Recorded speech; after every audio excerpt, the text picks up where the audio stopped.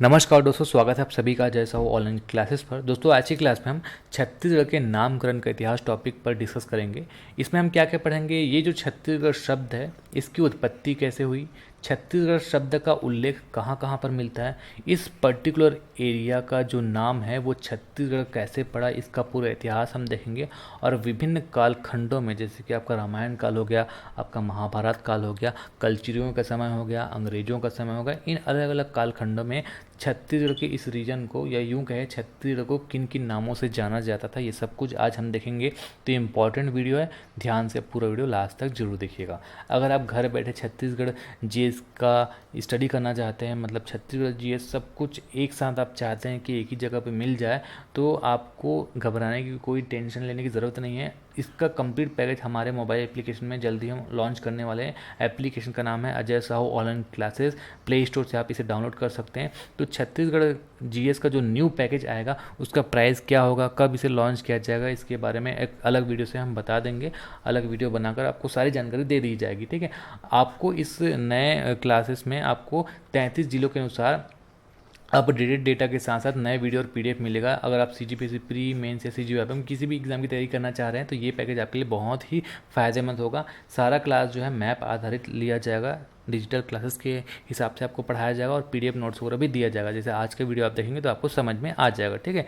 तो अधिक जानकारी के लिए आप इस नंबर पर कॉन्टैक्ट कर सकते हैं। ये हमारा व्हाट्सएप नंबर भी है और इस पर आप डायरेक्ट कॉल वगैरह भी कर सकते हैं। अगर आप टेलीग्राम चलाते हैं तो टेलीग्राम पर भी आप हमसे इसी नंबर पर कॉन्टैक्ट कर सकते हैं। तो पहले हम पढ़ेंगे छत्तीसगढ़ नामकरण का इतिहास, ठीक है। छत्तीसगढ़ का इतिहास जब मैं पढ़ाऊंगा तो आपको और डिटेल बता दूंगा, लेकिन इसमें थोड़ा कुछ इतिहास का फैक्ट आपको बताना जरूरी है, तो वो चीज़ मैं आपको पढ़ा देता हूँ। पहले हम रामायण काल में चलते हैं, ठीक है। तो रामायण काल में इस एरिया को दक्षिण कौशल के नाम से जाना जाता था।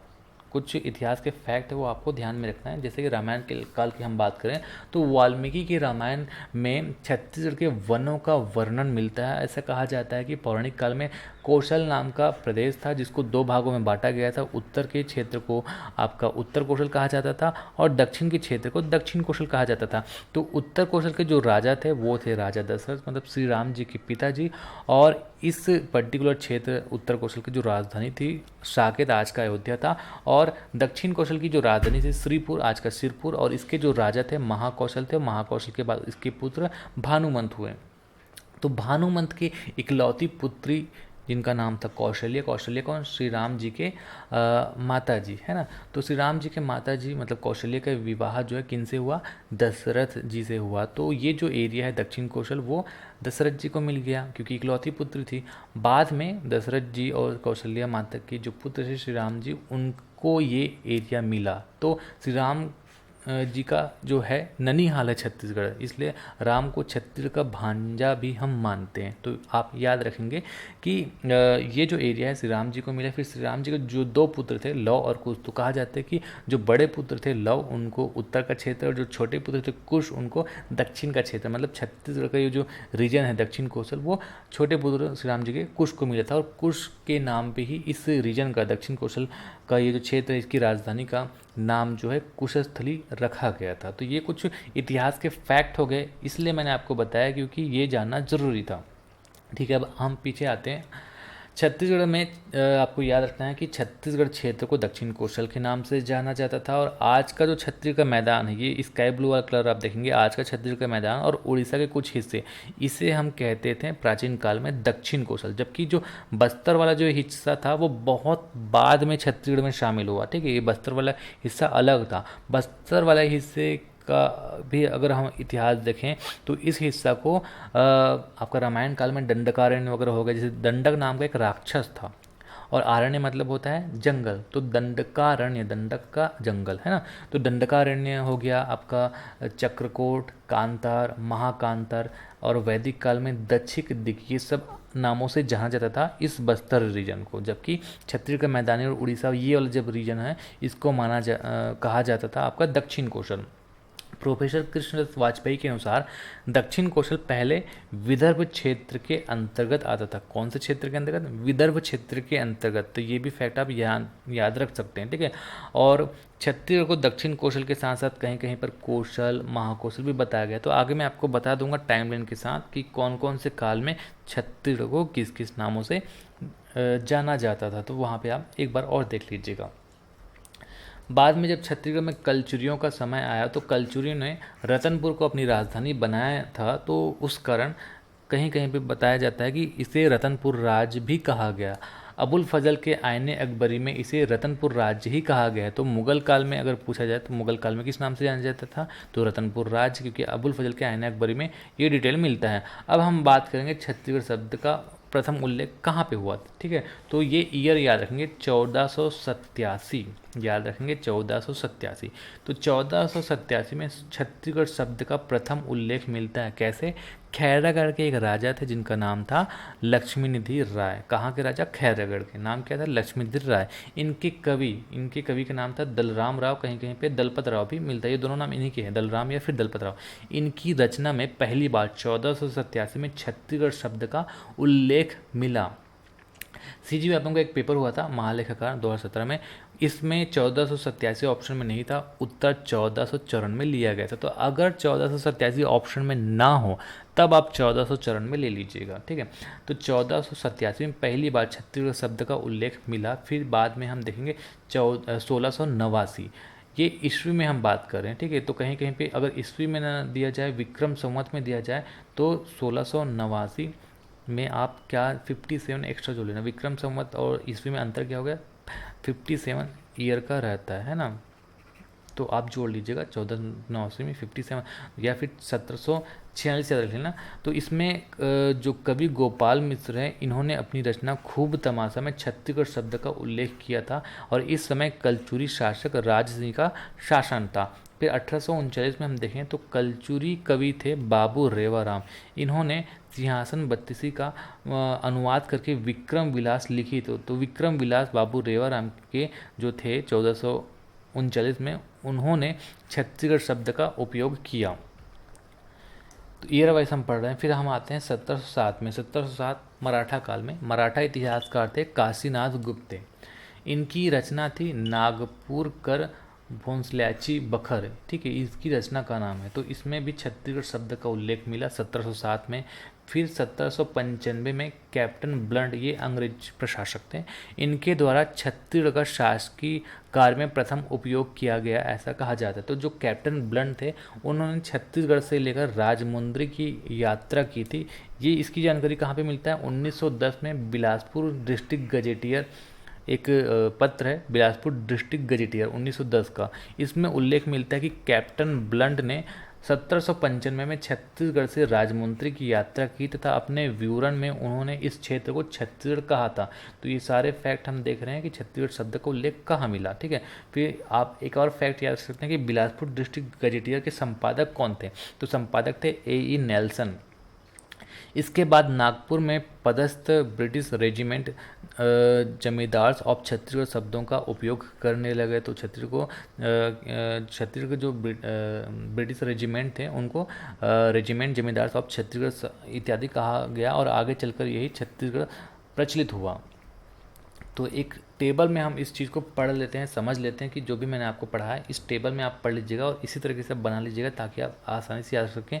तो 1487 में दलराम राव कवि, ठीक है, इनकी रचना जो थी लक्ष्मी निधि राय सुनो चित्त दे गढ़ 36, यहाँ पे आप देखेंगे गढ़ 36 में न गढ़िया रही, मतलब इनकी जो रचना की एक पंक्ति वहाँ पे छत्तीसगढ़ का उल्लेख मिलता है। तो याद रखेंगे दलराम राव, इनमें विशेष क्या है, खैरागढ़ के राजा लक्ष्मीनिधि के कवि थे और छत्तीसगढ़ शब्द का प्रथम उल्लेख जो है दलराम राव ने या फिर दलपत राव ने किया था 1487 में। फिर 1689 में गोपाल मिश्र, इनकी रचना खूब तमाशा, आप देख सकते हैं यहाँ पे छत्तीसगढ़ शब्द का इनकी पंक्तियों में उल्लेख मिलता है। तो कलचुरी शासक राज सिंह के कवि थे और रतनपुर राज्य के लिए इस शब्द का प्रयोग गोपाल मिश्र ने 1689 में किया था।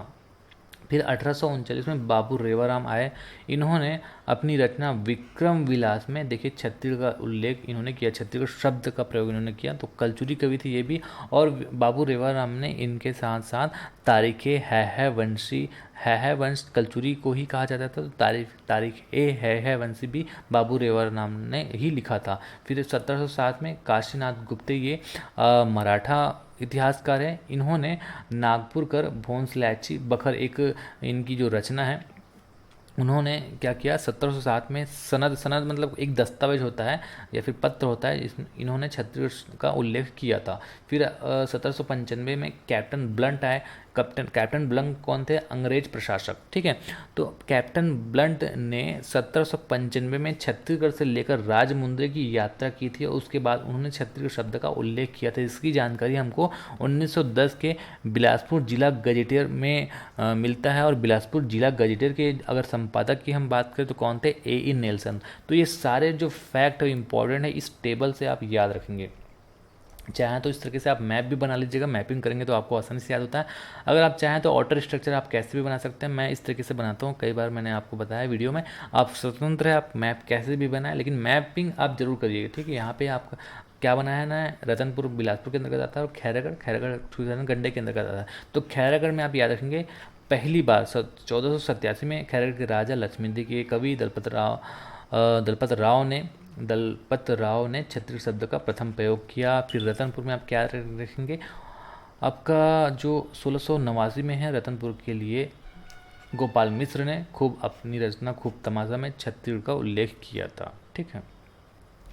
बिलासपुर में याद रख लेना 1910 में बिलासपुर गजेटियर के अनुसार 1795 में कैप्टन ब्लंट ने छत्तीसगढ़ से राजमुंद्री की यात्रा की थी। तो ये जो बिलासपुर गजेटियर है 1910 में छपा था। इसके अनुसार बताया गया कि 1795 में कैप्टन ब्लंट ने छत्तीसगढ़ से लेकर राजमुंद्री की यात्रा की थी। और बस्तर का क्या क्या प्राचीन नाम मैंने आपको बता दिया था? कांतार, महाकांतार, दंडकारण्य, चक्रकोट। तो इस तरीके से आप मैप बना लीजिएगा ताकि आपको याद रखने में आसानी हो। जो चीज़ हम देखते हैं, विजुलाइज करते हैं, वो ज़्यादा हम याद रख पाते हैं, इसलिए मैप बनाना ज़्यादा जरूरी है, ठीक है। छत्तीसगढ़ के विभिन्न कालखंडों में नाम यहाँ पे हम देखते हैं। तो रामायण काल में मैंने आपको बता दिया था दक्षिण कौशल। इस तरीके से याद रखेंगे कि महाभारत काल में इस एरिया को कौशल या फिर प्राग कौशल के नाम से जाना जाता था। गुप्त काल में दक्षिण कौशल या फिर दक्षिणापथ के नाम से जाना जाता था। और मुगल काल में आपका रतनपुर राज्य या फिर कलचुरी में भी आप देखेंगे तो कहीं कहीं पर रतनपुर राज्य और दक्षिण कौशल भी कहा जाता था। तो इस तरीके से याद रखेंगे। और ब्रिटिश काल में महाकौशल, ये कनिंघम के अनुसार हमको जानकारी मिलती है। तो ब्रिटिश काल में महाकौशल के नाम से जाना जाता था। टॉलेमी एक भूगोलवेत्ता थे और उन्होंने इस क्षेत्र को अधिष्टि कहा था। एक और फैक्ट आप याद रख सकते हैं। और बस्तर के प्राचीन नाम क्या कहते हैं? कांतार, महाकांतार, दंडकारण्य, चक्रकोट, दक्षिण दिग, ये वैदिक काल में कहा गया बस्तर को।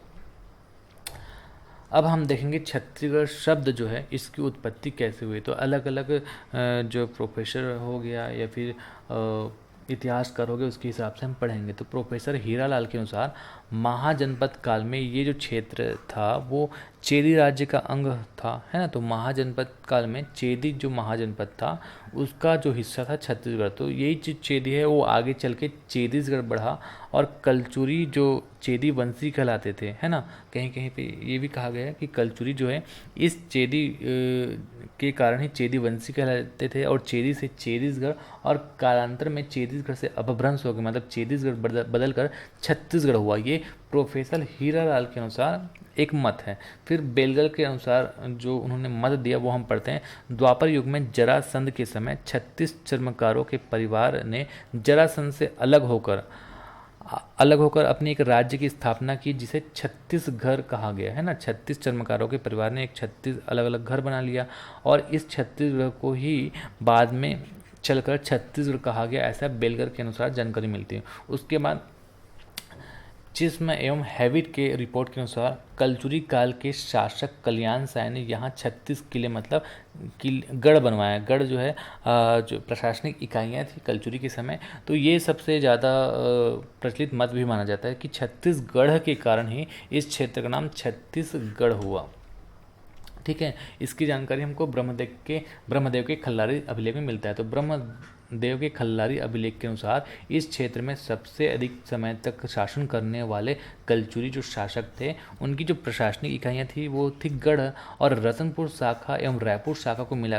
कुल 36 गढ़ थे। ठीक है, गढ़ को 2 भागों में बांटा गया था शिवनाथ नदी के हिसाब से। शिवनाथ नदी ये है अगर, तो शिवनाथ नदी के जो उत्तरी हिस्सा था उसको रतनपुर शाखा और दक्षिणी हिस्सा को रायपुर शाखा के नाम से जाना जाता था। और शिवनाथ के उत्तर में भी आपका 18 गढ़ थे, याद रखेंगे यहाँ पे 36 गलती से लिखा गया। शिवनाथ के उत्तर में 18 गढ़ और दक्षिण में 18 गढ़, तो 18 कितना हो गया 36। तो इस तरीके से जो टोटल 36 गढ़ थे, इसके कारण ही ये जो एरिया है ये छत्तीसगढ़ कहलाया। ये सबसे उचित तर्क माना जाता है। ठीक है, ब्रह्मदेव के खल्लारी अभिलेख के अनुसार जो तर्क है वो सबसे उचित तर्क माना जाता है। याद रखेंगे, रतनपुर शाखा के 18 गढ़ और रायपुर शाखा के 18 गढ़, टोटल 36 गढ़। तो छत्तीसगढ़ शब्द की उत्पत्ति शॉर्ट ट्रिक से याद रख लेंगे। हीरालाल के अनुसार चेरीसगढ़ से छत्तीसगढ़ हुआ। बेलगर के अनुसार छत्तीस चर्मकार के जो छत्तीसगढ़ से उससे छत्तीसगढ़ हुआ था। और ब्रह्मदेव के खल्लारी अभिलेख के अनुसार छत्तीसगढ़ से छत्तीसगढ़ हुआ। सबसे ज़्यादा मान्यता इसको दिया जाता है। तो ये कुछ शॉर्ट ट्रिक्स हैं जो आप अपने नोट्स में मेंटेन कर सकते हैं।